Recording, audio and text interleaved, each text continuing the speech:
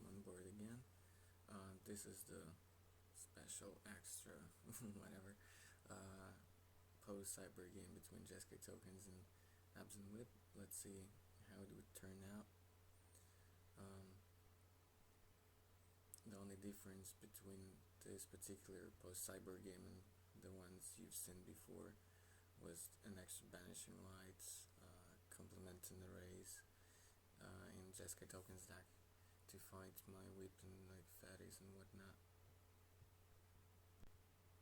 As we can see in the previous games, the matchup went surprisingly well for the Abzan whip deck. Probably because we didn't see Ascendancy in play all that often in either pre-board games or post-board games. So that was pretty weird, and when it did hit the play, it didn't do a whole lot. So I was on the play in this last game. We recorded scrying to the bottom with the temple on turn 1. He did pretty much the same, except that I think he kept his cards on the top. I went with another temple, scrying for some more early action there. Didn't find it, so goes to the bottom. He's having a slow start, so just another temple on turn 2. Keep in mind that a lot of his 2-drops which he can cast on turn 2 went away after sideboarding. So turn 3 from me, just a fetch and pass, since he didn't really have anything and I wasn't the play, so didn't feel that bad, because I had Rhinos coming up, of course, which he can counter, but he probably would rather want to do something. So -3 and Seeker from his side, correct fetch on the turn, planes, because I already had 2 black-green temples in play.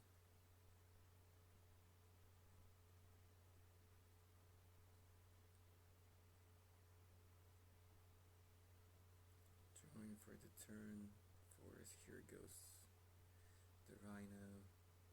Now he has to use a glare on it, or otherwise he would have a pretty hard time.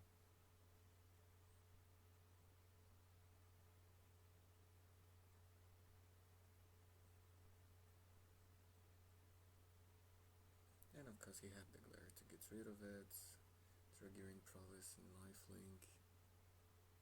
So basically helixing me.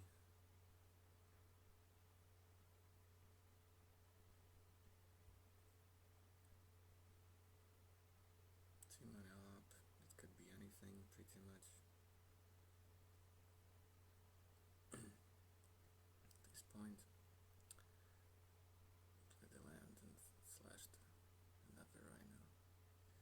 Probably could have played the Corsair and just played a fetch or land in hand.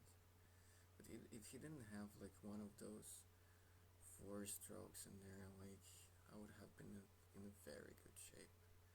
Or Glare of Heresy, of course. I know.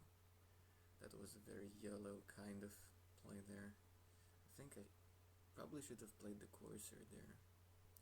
I wasn't under a ton of pressure. He needed to play 2 spells or something to make his Seeker 4/4 to go for the Corsair. Of course, it would allow me to go deeper with the deck, with the fetchies and top deck lands. So I don't know. That was a very greedy play. Now I see it. Yeah, just never learn from him. And then what?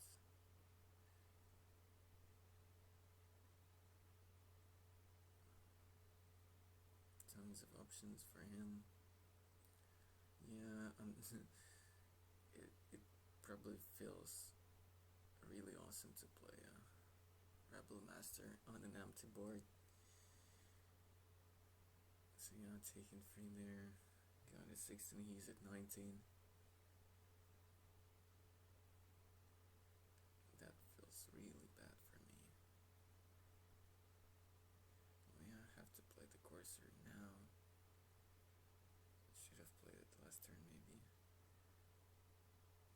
Keratin. So yeah, I got some blockers there, but no. As we can see, he already has the Stoke the Flames in hand, so my Corsair is dead for sure, one way or another.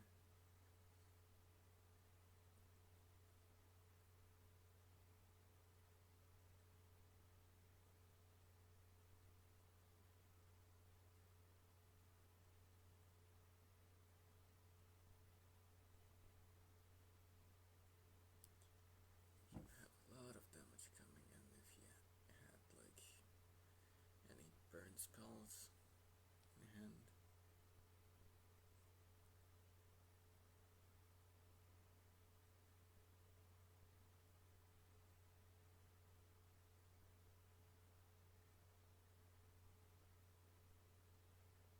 Okay, he cast Ascendancy, which was weird. No, not really, because then he still has like 3 mana in the token. For this toke, get rid of my Corsair, and then smashing for a gazillion.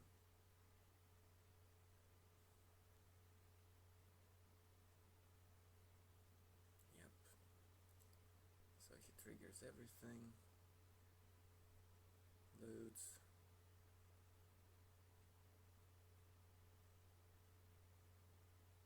Yeah, trigger from the Seeker. So 1, 2, 3. Seeker is 5/5. 1 token, and then the Rebel Master smashing for, what was it? I know token is attacking for 2 there because of Ascendancy trigger. So and I decided to block that and try to like do something. So I didn't want to chum block with the Keratin there for sure, because I had life top decks there.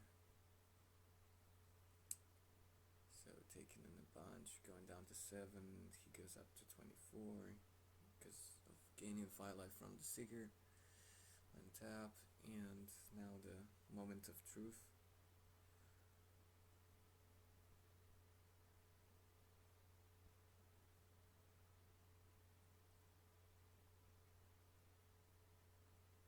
Do I have anything? Wait, now I discussed it. Like, yeah, but too late for any action for me. It's like I had Archangel, but no extra land for it, and I'm stuck with Hornet Queen and Ashen Rider in my hand, and I just drew a Satyr, and I just needed to land right there. And then we went on discussing like what have happened. So he had just send hostilities in hand, which he would probably like just loot away. My options were like, if I, instead of Satyr, I hit the land number 7, so he hit the land, so whatever. Well, if I wouldn't have done that turn, I couldn't like chum block with the Keratin because I needed it to go up to 7 or 8 mana. And then if I would have hit land number 6 with the Keratin instead of the Satyr, my options were casting Hornet Queen or Archangel. And I thought that like I absolutely had to cast Archangel that turn to stay alive and like trade with something. But then like he would cast like any like non-anger of the gods or like an hostility spell, bomb his team, so on. And then I was down to like single digits once again, most likely. But then we saw that if I would have happened to draw land there instead of the Satyr, I should have gone first with the Hornet Queen, because then it gives me like 5 blockers for his 5 attackers and everything is dead, and I'm at 7.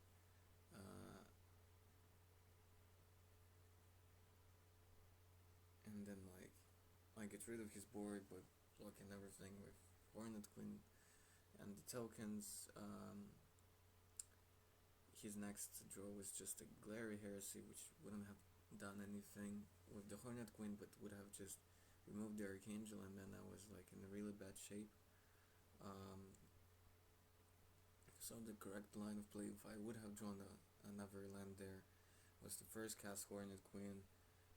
He can't attack, or if he attacks, like I eat his whole board as well. He still has Ascendancy, but like not much action left. I'm at 7 when Stoke doesn't kill me or something like that. Then I cast Archangel, and then I'm pretty much like turning the gears the other way around. But yes, I drew the Satyr, so I was dead there, pretty much. So that'll be it for that game. So yeah, I feel like this matchup is certainly winnable, and after sideboards as well. The Jeskai player really has to sideboard correctly there. If they haven't play tested that kind of matchup a whole lot, then they would probably take out like a bunch of Seekers and a bunch of Raise Alarms and all Lightning Strikes and so on, and then even if they hit Ascendancy, they can't really provide enough of like explosiveness, enough of substantial pressure quickly enough, so I can't just stabilize or just completely take over the game. Yeah, his Tom decks after Glare were not amazing either. So yeah, Alan would have done it. Even if I would have cast like Seeker there, okay, I would have hit, Satyr there, hit the land, I would have like 2 blockers. Something like, I don't know, block Rebel Master and token, I think. Well, block a token with the Carotid and jump with the Satyr. Taking not potential little damage, depending on what he drew. He would have drawn like a Glare or something, and like would have tried to maybe like cast it in order to trigger Ascendancy and go deeper, but that wasn't that great of an option, so like cast Glare on his own Ascendancy, trigger everything. So it would have taken like probably just like 5 at the most there, so still not that. Yeah, I should have tried to continue like grind this game out, but like I didn't feel like that was really necessary, since we discussed like pretty much everything what could have happened there, like all the options I had. So yeah, I should have continued to play. That was hitting my next lands, cast the Satyr, block, still alive, then cast Hornet Queen, unless he draws a burn spell. I'm still alive, then cast Archangel, and then I would have been like pretty safe. But no, there are so many ifs in here.